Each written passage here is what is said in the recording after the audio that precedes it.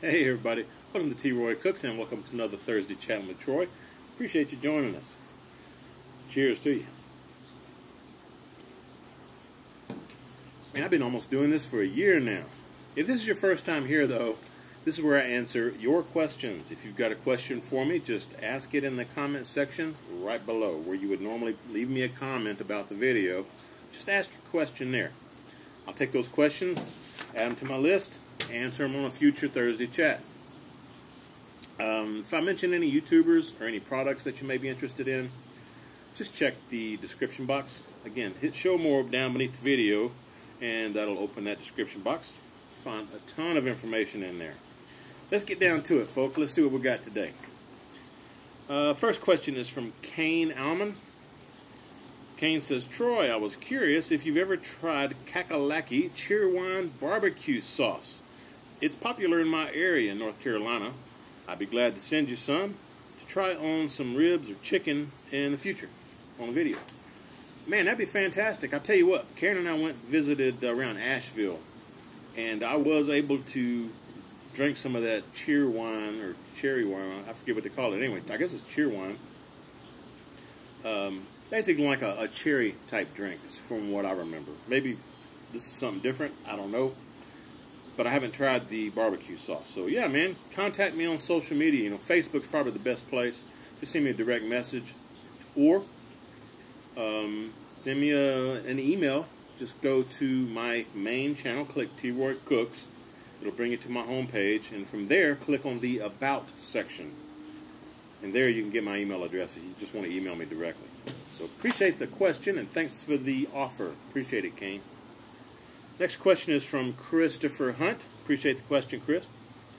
He says, Troy, I love being able to watch your videos and I've been binge watching a lot of them. I have a two-part question. Hey, man, I appreciate you binge watching that. That's awesome, man. I really do appreciate it.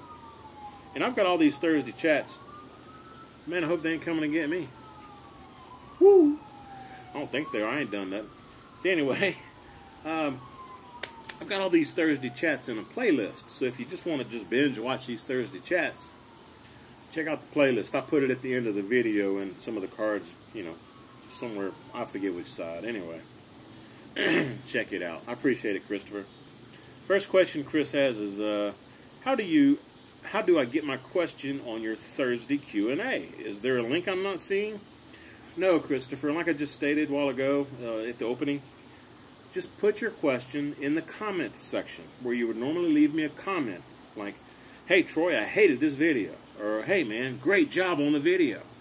You know, something like that. Wherever you would leave me a comment that I could read, just ask your question there. That's all you have to do. And I'll go back and review those, and I will add them to my list for a future Thursday chat. Second question Christopher has is, I've been asking this one before on a different video, have you made burnt ends from a brisket, and when do you think you might do a video on it? Anyhow, keep up the awesome work. I appreciate the time you take to answer the questions. Thanks again from Chris in Minnesota. Hey, cheers to you, Chris. Appreciate that, man. Appreciate the support. You know, I have not done a brisket burnt end video. I need to do that. Burnt ends aren't really that big of a thing down here in Texas. That's why I hadn't really done one.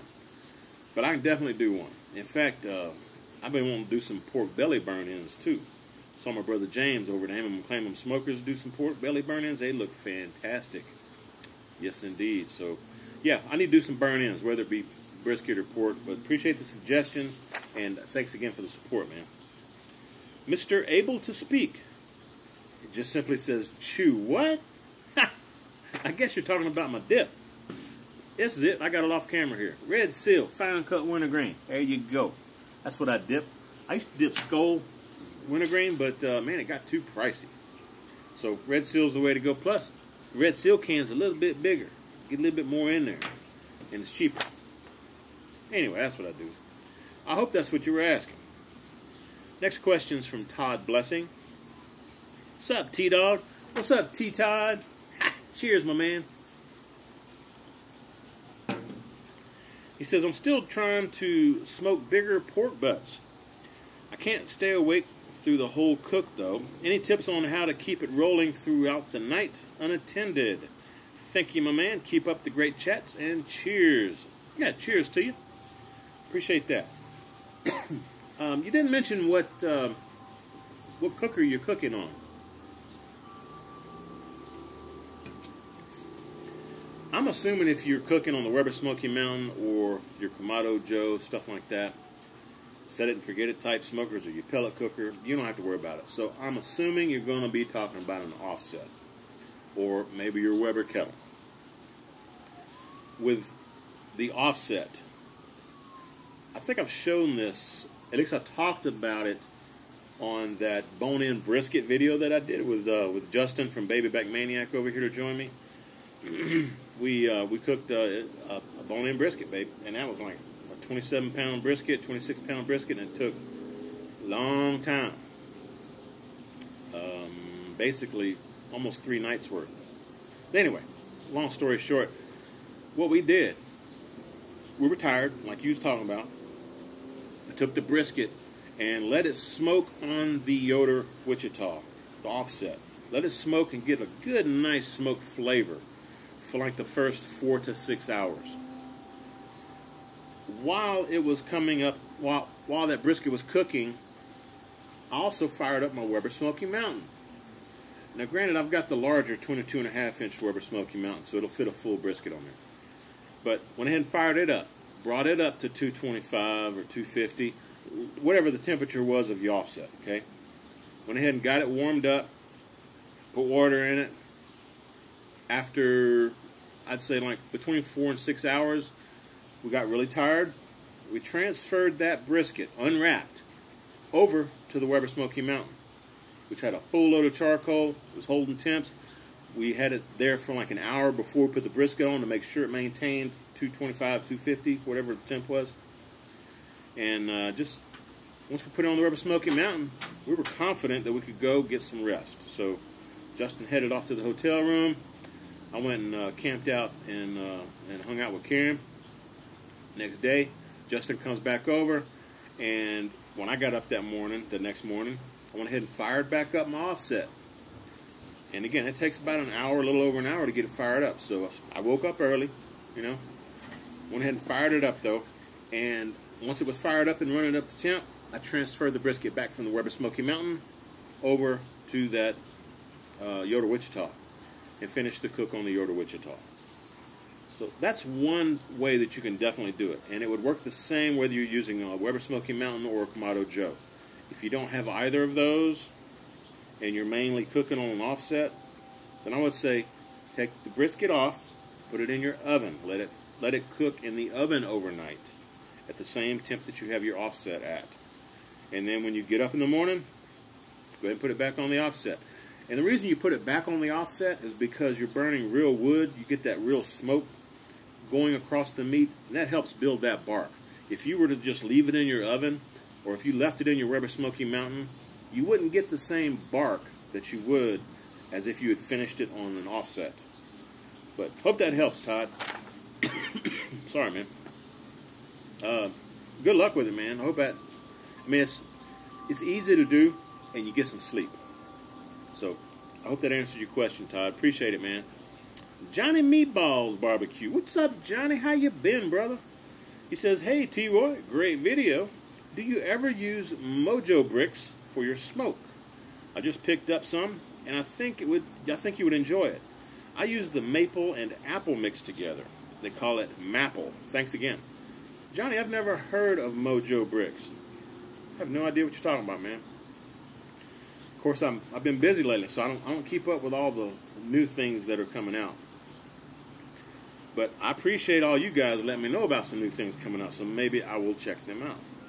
So yeah, I definitely would check them out. I don't have any idea what they are. If they're just, are they like instead of wood chunks, they take and grind up the wood into powder or something and form a block out of it or something.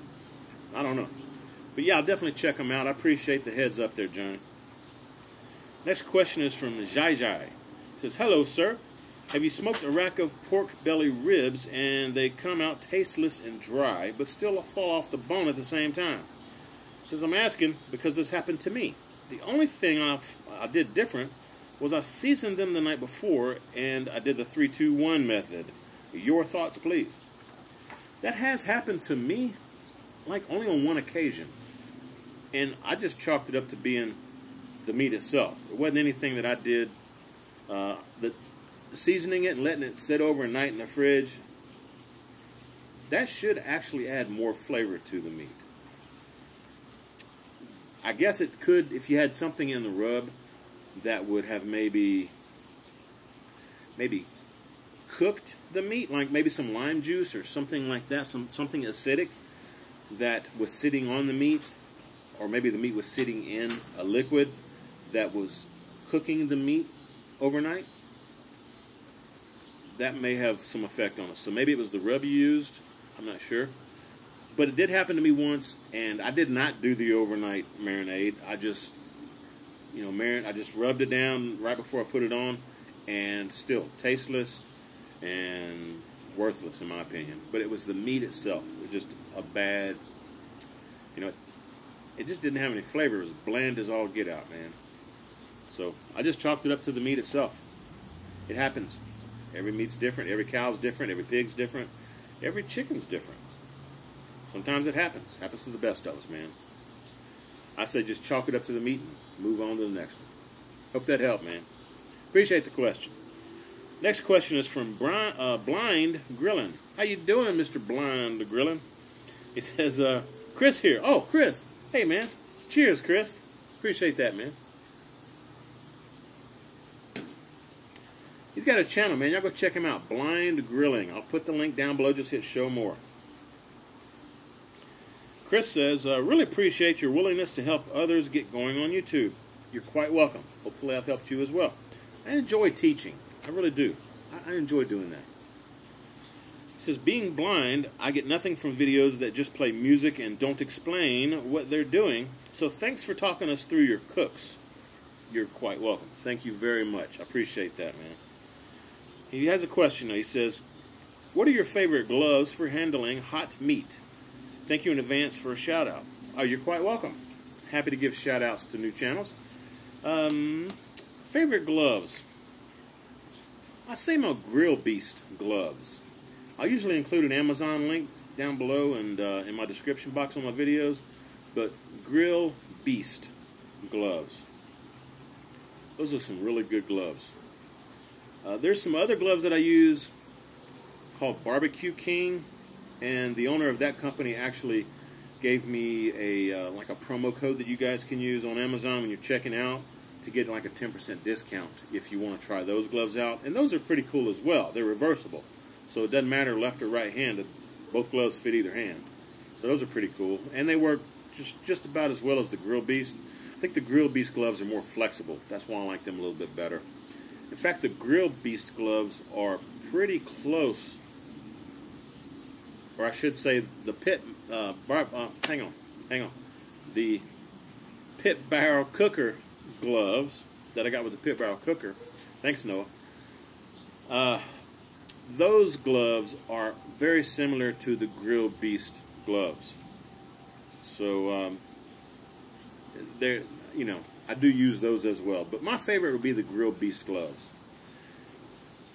Honestly, what you could also do, and what I used to do whenever I just started out, I go up to my Home Depot or my Lowe's or other hardware store, and I get some leather welding gloves. Those work really well unless you're grabbing meat that is like really wet, and then that moisture gets into the leather and it'll burn you because that moisture's hot. It'll get your gloves wet. Which is why some of these, like the Grill Beast gloves and the Pit Barrel Cooker and the Barbecue King gloves, that's why they're all a little bit better, because they have like a coating on the tips and on the inside of the hand. They help keep you from getting burned from the steam, from the liquid, and from the moisture. But that's just my 2 cents. Again, check out the description box below. And check out Grill Beast barbecue gloves. It's good stuff, man. Appreciate the question. Y'all go check him out. Blind Grilling. Thanks for the question, Chris. Cheers to you, my friend. Next question's from Alan Bailey. How you doing, Alan? I appreciate the question, man. It says, Troy, another fantastic chat, brother. Thanks. It says, I've seen the video on chili that you made. My question is, can you make a video specifically on rubs? He says, I do use rubs when cooking, but I'd like to explore a little more in terms of what rubs to use and on what types of meat, ingredients, and such. Cheers to you, brother. Cheers to you, Alan. I appreciate that, man. Appreciate the question. I would advise you to go check out AmazingRibs.com. They've got some really good advice there about rubs, making your own rubs and stuff. And, you know, honestly, I have not made my own rubs. I know certain, like chicken, you know, any kind of poultry and lamb, they're like herbs. You know, help them get a little flavor. Beef like salt and pepper and a little garlic. Maybe a little onion, but usually just salt, pepper, a little touch of garlic, touch of cayenne too. Pork and chicken, you can do pretty much anything you want, but I use a lot of store-bought stuff for rubs and sauces for that matter. So I don't really have the opportunity to make my own. I will be making my own though. I want to do, once I get kind of caught up with everything going on right now, maybe later this fall or winter, I'll be caught up. I'll have a chance to actually develop my own rubs. And at that point, I will bottle them and hopefully sell them to you fine folks. So that's in the works. But again, AmazingRibs.com. Go check them out. Link down below. So I couldn't really answer your question other than that, man. Appreciate the question, Alan. Next question is from Jason Minter. What you got for me, Jason? Let's see. He says, "Hey Troy, been watching your channel for a long time, but I haven't had a question yet." He says, "Now that I know you're a NASCAR fan, who's your favorite driver? Keep doing what you're doing, man. You're doing a great job. Cheers, brother." Jason, cheers to you. I appreciate that. And yes, I do watch NASCAR. Favorite driver? I know it's going to probably make a lot of y'all mad, but I like Dale Jr. I used to enjoy watching Dale Sr. But he's fixing to leave after this year. He's retiring. I'm really liking Chase Elliott. You know, for a new upcoming driver, Chase is doing a pretty doggone good job.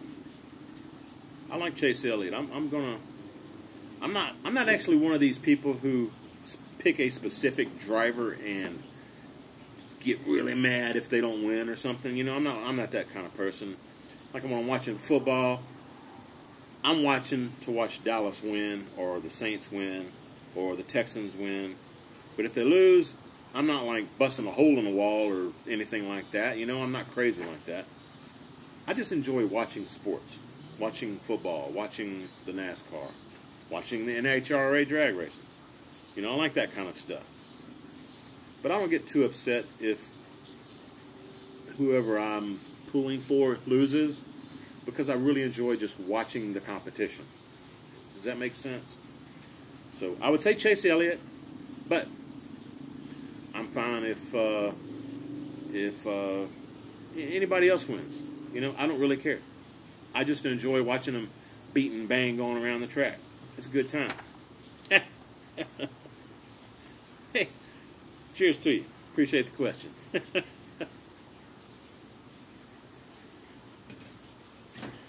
Next one is from Flex Tango. How you doing, Mr. Flex Tango? He says, "Hey, Troy, I'm considering an ugly drum smoker. What are your thoughts on them?" Dude, I love ugly drum smokers. I've never had one myself, but I've got that pit barrel cooker. I'm doing a cook on it tomorrow as well. I'm doing some ribs on it. My brother James from Amy McClaim's Smokers was over here, and he was just hanging out. I didn't shoot any video, but I think he shot a little bit of footage. I think his video was like hanging with Troy. We were seriously just hanging out, having a good time. But he did a cook on my Weber kettle, and I cooked some ribs on my pit barrel cooker. It's baby backs. And James was like, "Oh my God, these baby back ribs are the best I've ever had." So I'm going to repeat that and do a video on it for you guys tomorrow, which you will see probably next Tuesday. So we'll see how that goes. But That's what I got in the store, and I do love that pit barrel cooker. Can't say enough about it. It's a great cooker. The flavor of the meat that comes off that thing is fabulous.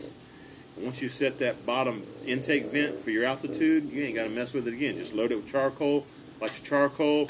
Put your meat on there. Cook it until the meat's done. Good times, man. Good times. He says, also, what kind of thermometer is on your Yoder? I would assume a Tell-True. Is it fairly accurate? Yeah, I'm pretty sure it is a Tell-True. I think that's what Yoder had a Tell-True, had the Tell-True company make their own, you know, with their logo and everything on them. So I'm pretty sure it's a Tell-True thermometer. Yeah, it is very accurate, really accurate, and it moves with temperature pretty quickly too. You know, if the temperature changes, it moves pretty quickly. It's not going to just sit there and just slowly climb up. It jumps up pretty quick with temperature changes, which I like. So appreciate the questions, man.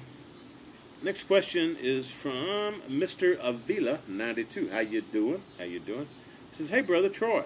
Aside from the last video you did with Brother James, I'm about aim 'em, claim 'em smokers, where y'all compared the sand versus water in the Weber Smoky Mountains, I've noticed you really don't cook sausage very much. My question is, have you tried Opa's beef sausage?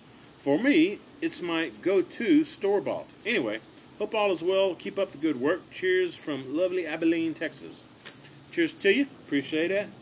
Yeah, Opa's beef sausage, man. I do like that very, very much. I like Elgin's sausage a little bit more, and I do get their beef sausage. They recently started coming out from the Elgin's brand anyway. Elgin's is a meat market in Elgin, Texas, just to the east of Austin. It's probably about a 30-minute drive from where I'm at. Been around a long time, and I think their new sausage that they came out with is an old recipe from like the late 1800s. I want to say 1892. And they're marketing that new sausage with the old recipe, and it's a hotter, like it's got black pepper in it. It's not hot like jalapeno. It's a spicier, like with black pepper type sausage, which I love. Really good stuff. But Opa's beef sausage is really good too. That'd probably be my number two brand. I like some Opa's, man, but Elgin's got to be my top. Appreciate the question, man. Next one's from Jorge Rodriguez. How you doing, Jorge? Says, hey, Troy, big fan. Enjoy the video questions. I've done about 6 cooks on my Weber Smoky Mountain. I think I noticed a better smoke ring when I put the meat straight from the fridge into the Weber Smoky Mountain. I think it develops a better ring when the meat's colder. Have you wondered about this? Yes, I have, and you are correct. You will get a better smoke ring if you put the meat straight from the fridge onto your smoker. Regardless if it's a Weber Smoky Mountain or an offset or your Kamado Joe, it doesn't matter. The meat is colder. Now, it will drop the internal temp of your cooker down because the meat's like a cold heat sink in there. So it'll take longer for it to come up to temp again. But I wouldn't adjust the vents. Just once you had it set for the temp that you want to cook at, throw the meat on there, close it back down. Don't touch the vents to adjust the heat or anything. Just it'll come back up on its own, folks. But what's happening is that meat is staying colder for a longer period of time. That means it's absorbing more smoke flavor on the surface of the meat. Because once it reaches about 140 internal temperature, you won't receive any more smoke flavor in the meat, which includes that smoke ring, but you will enhance the bark on the outside after that point with smoke. So, by putting the meat in there cold, it's sitting under 140 degrees internal temp for a longer period, thereby enhancing your smoke ring and the smoke flavor in the meat. So, good observation. You are 100% correct, my friend. Cheers to you, Jorge. Next question we got is from Henry Fabian. How you doing, Henry? Says, hey, T-Roy, I'm curious about the guy with the dry brisket. You said to buy prime. I like to smoke my first brisket, but I can't decide if I should buy a cheap brisket or a prime for my first try. Should I get a small cheap brisket from H-E-B or buy a prime brisket? If you say prime, where can I buy a very small prime in the Austin area? I'd like to do a small brisket to practice on for my family. Thanks, T-Roy. Henry, every once in a blue moon, I see HEB selling prime brisket. More specifically, like a prime point, which is fabulous. The prime flats, they're alright. If you just want to buy the flat or the point, I'd say do that from HEB. If you want to get prime, that's actually a good prime brisket, the whole packer, they have some different sizes at Costco. That's where I get my prime briskets here in Austin. Really good meat, man. Really good meat. And, you know, if you don't have a Costco subscription, or if you're not a member of Costco, maybe some of the other, what is it? What's the one for Walmart? I can't remember. Sam's Wholesale Club. Maybe they have prime. I think they do. So you might want to check them out as well. But I know Costco has prime. And their briskets are pretty doggone good. They're not quite the quality of Lobel's, but they are very good. So I'd say just starting out practicing, get one of the prime ones from HEB and get a prime point. A lot of times you can see them, they split the brisket. They'll sell the whole one if you want, but they'll split it in half. Basically, you get half, point and half flat. So I'd buy the point. I'm getting confused myself over here. From HEB, check that out. I would not go with choice or select if at all possible. You're not going to enjoy the brisket unless you inject it and wrap it with foil when it starts to stall. That's really the only way to keep those moist and maybe help them cook to where they're tender. But that's just my 2 cents. One thing's for sure, if you try a choice or a select brisket and it doesn't come out tender and juicy, you're going to be mad because you didn't get the prime. So there you go. You can thank me later. Appreciate it, Henry. Good luck with the cook, man. Send me some pictures on my Facebook. Let me know how it went. Next question is from Fred C. How you doing, Fred? He says, I have a question for the next chat. You've convinced me to get a Weber Smoky Mountain 18.5, and it's been great. However, I'm having trouble getting the temperature to stabilize for more than an hour or so. Could this be due to me using lump charcoal in place of the standard charcoal? Yes, definitely, because lump charcoal burns unevenly. It's different sizes, and it's actually real wood that's been charred. They burned it without the oxygen, so it's got a sharp charcoal. It burns unevenly. You'll get a lot better success from burning briquettes in the Weber Smoky Mountain. So there you go. He got a second question here. He says, also, I see you use the BBQ Guru. I'm going to use it a whole lot. He says, I'm torn between getting one or saving a bit more for a Traeger. What do you think?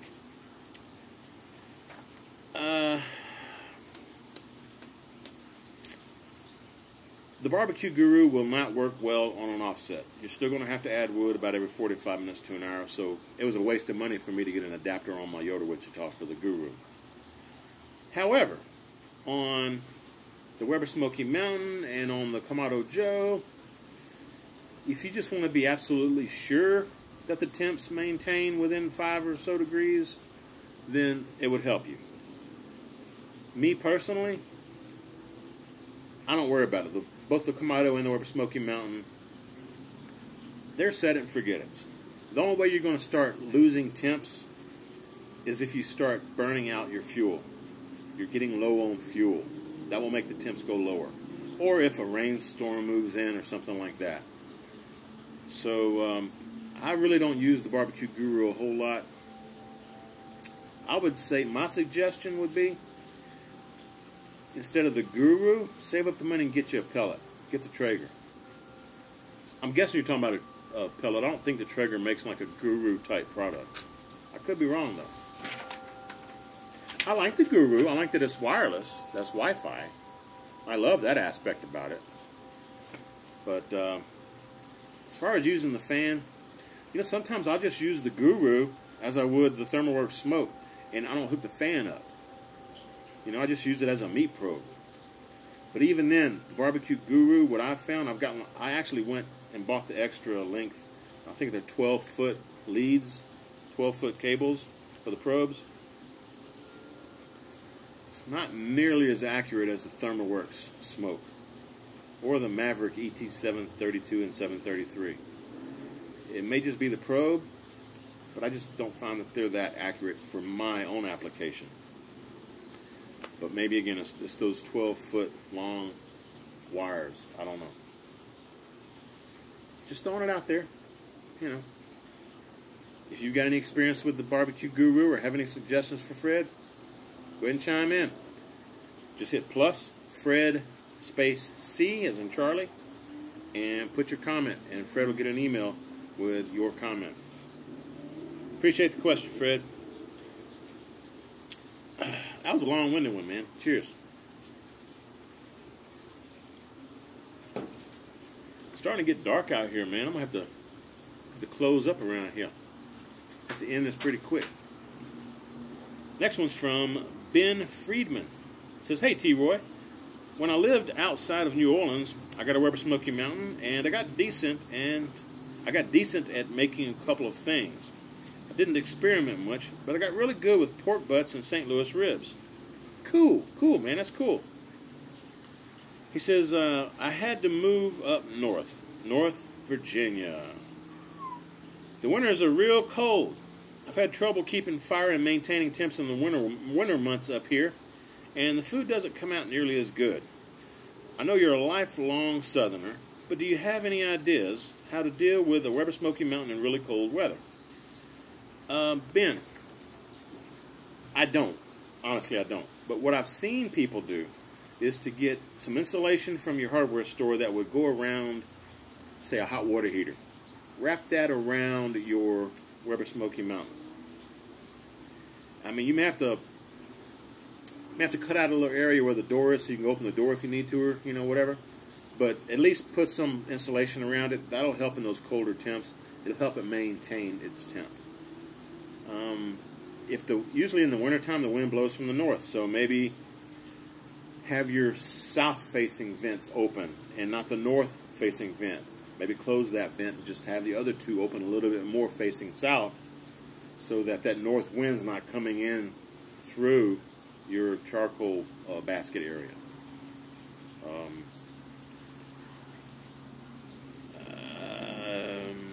Get the BBQ Guru or something like that. That would help keep temps within your Weber Smoky Mountain. Again, I don't really have a lot of experience with it, but that's some of the things that I would try initially.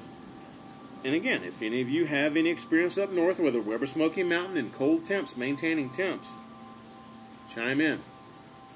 This one is from Ben Friedman about the Weber Smoky Mountain and cold temps. Ben Friedman, F-R-E-E-D-M-A-N. Just hit plus, Ben space Friedman, put your comment, and Ben will get an email notification on Gmail that you responded to his question. And I appreciate it, and I'm sure Ben does. Folks, it's kind of getting dark out here. In fact, I don't really think I need my glasses too much. No, I don't. It's getting pretty dark. So, cheers to all of y'all. Appreciate y'all listening, and hope you learned something. And, yeah, I learned some things, too. I always learn when I'm doing these Thursday chats, man. It's cool. Sometimes, you know, if I read the questions ahead of time, I'll do a little research and stuff, like the rubs and whatnot. Appreciate that question. But I went to AmazingRibs.com, and that's, you know, they got a lot of great info on there. I'll check them out. So, anyway, hope y'all enjoyed this. If y'all did, y'all give me some thumbs up. Y'all keep the questions coming. And again, just put your questions down in the comment section. Don't forget to check out the description box. Hit show more beneath the video. Hope y'all share this video. When you do, please tell all of your friends that T-Roy cooks responsibly. Cheers, everybody.